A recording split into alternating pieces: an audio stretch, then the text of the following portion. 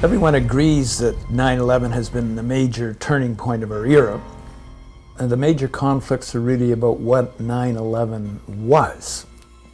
We have obviously huge disagreements here. The 9/11 movement, with which most of the people here will probably be associated in some way or another, truth movement, has focused on the gaping holes in the official conspiracy theory, and there are indeed many. On the other hand, you have those who are normally critical of the established official stories, like Noam Chomsky, Albert of ZNet, and so forth, who say that, well, 9/11 is something, it's a one-off event, and we should really pay attention to the larger institutional context of class society in the United States.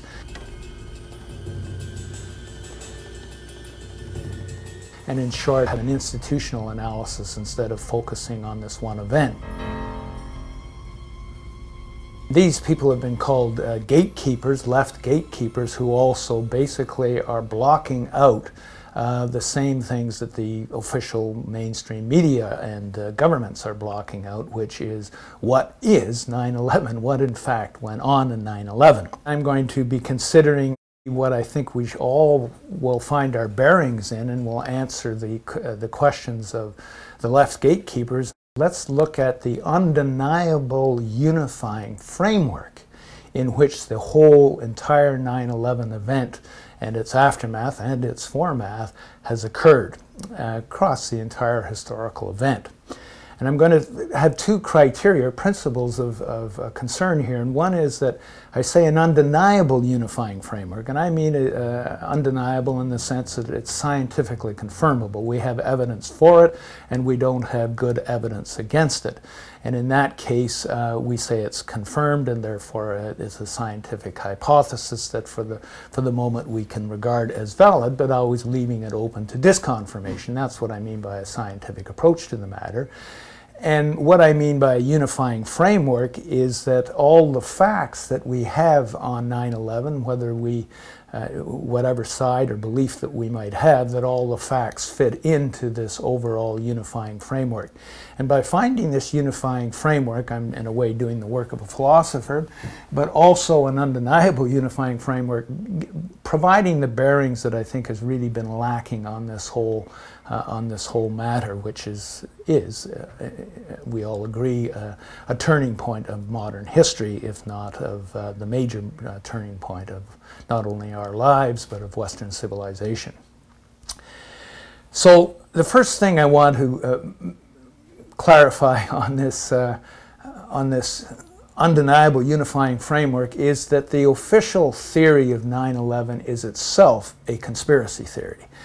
Now, this took me a long while to really figure out or come to conceptualize, because there's just so much dinning into our heads of a pre-habituated framework of understanding that even the firemen who were present at the events, who never talked about a collapse of the buildings before, but talked about explosions and so forth, they too start using the official language. Well, the official language has led us all to think we're the conspiracy theorists, insofar as we don't accept the story, but what we have forgotten is the fundamental fact that precedes that, which is the official conspiracy theory is itself a conspiracy theory, and really the least plausible of the conspiracy theories.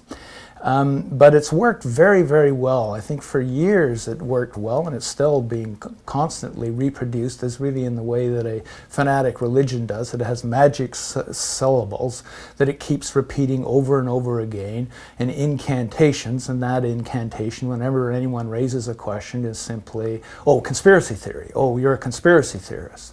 And I think that this has actually succeeded in driving most people off from even engaging with the facts of 9/11, because they don't want to be called a conspiracy theorist, because that's to be a fool and to be mocked. And I think the best way of dealing with this first fact about the undeniable unifying framework is just to say, on conspiracy theory, what I find difficult is to find a single substantiated fact of the official conspiracy theory. That's my problem. Before you get into any hypotheses of what the alternative to the official conspiracy theory is, our first step is to say this is an official conspiracy theory, and it's difficult to find a single substantiating fact for it. As we move on to consider those substantiating facts or lack of them, we might also observe that projection onto critics of our current system, that we have, or not only critics but adversaries to it, that we have a long history of projection.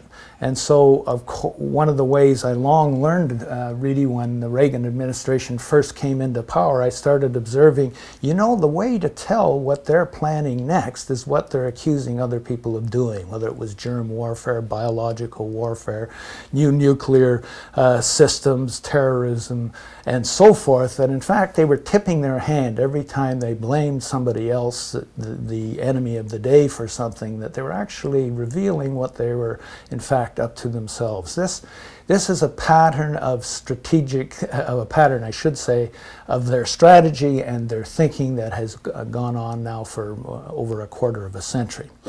And the communist conspiracy to rule the world, for example.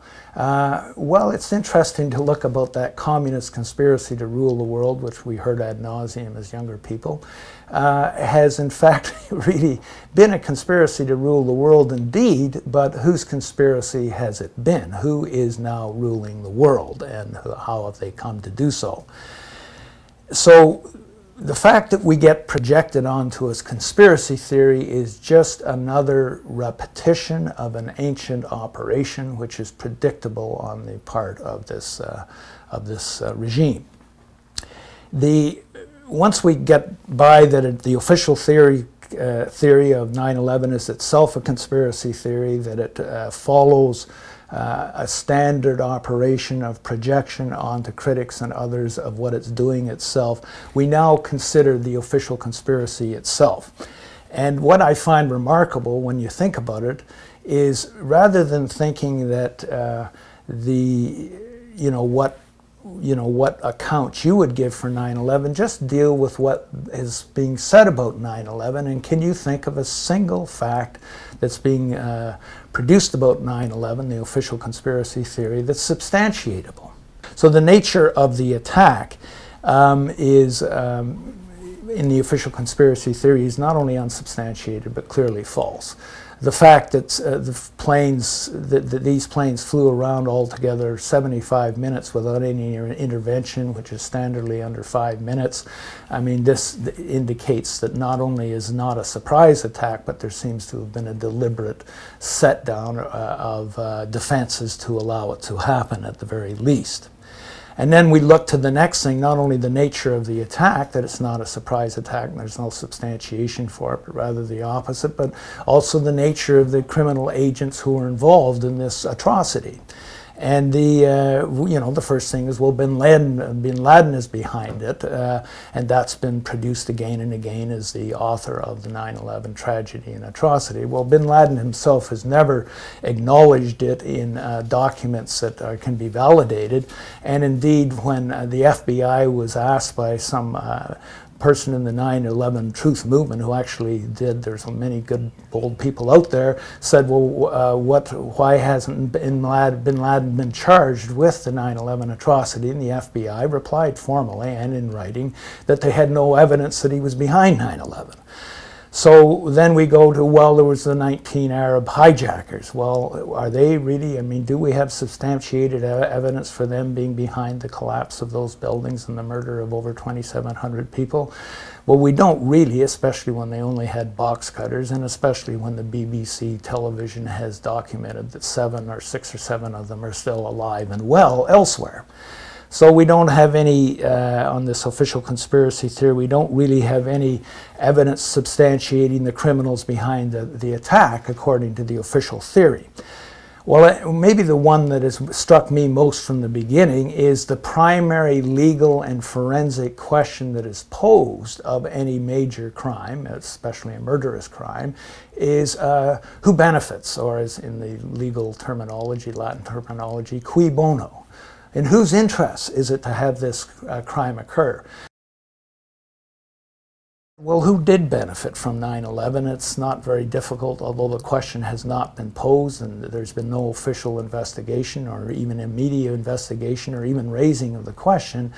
The thing that surprised me at the time, and I with others said, I think this is a setup, when it was happening, was that the Bush administration was in such terrible problems. It was in a crisis that it was unprecedented in American history.